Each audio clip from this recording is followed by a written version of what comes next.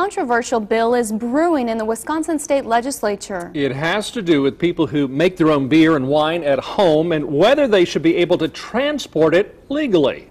Fox 11's Kelly Schlick takes a closer look at the legislation and why some companies feel it could increase competition.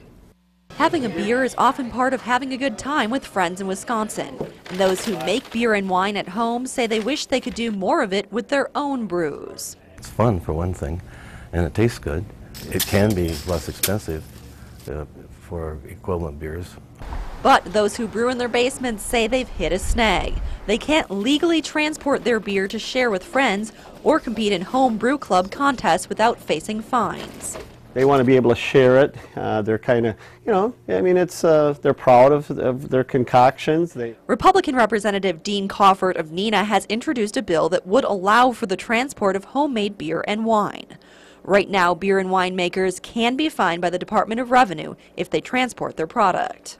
Tavern League representatives say they aren't concerned about the transportation of the home brew. They have other concerns about whether home brew would be served in stores. We just want to see anytime that alcohol is dispensed, that it's dispensed by a licensed bartender. The Tavern League says it's looking into amending the legislation. Coffert says major beer distributors have protested, saying sharing home brew would be cornering their market. However, he says home breweries are limited to 100 gallons a year per individual. They don't want to be in competition with the big breweries. Home brewers we talked with say they'd rather drink their beer than try to sell it. You have to get about $15,000 worth of licenses in the first year, and then it's only about $250 a year after that.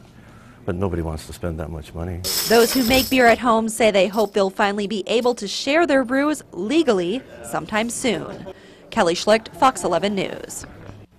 Coffert says he and bill co-author, co-sponsor rather, Mike Ellis of Neenah are willing to make changes to the legislation. He says in order to get the home brew bill enacted quickly, though, they'd most likely need to have it go to a vote before April, when many of the recall elections are expected to take place.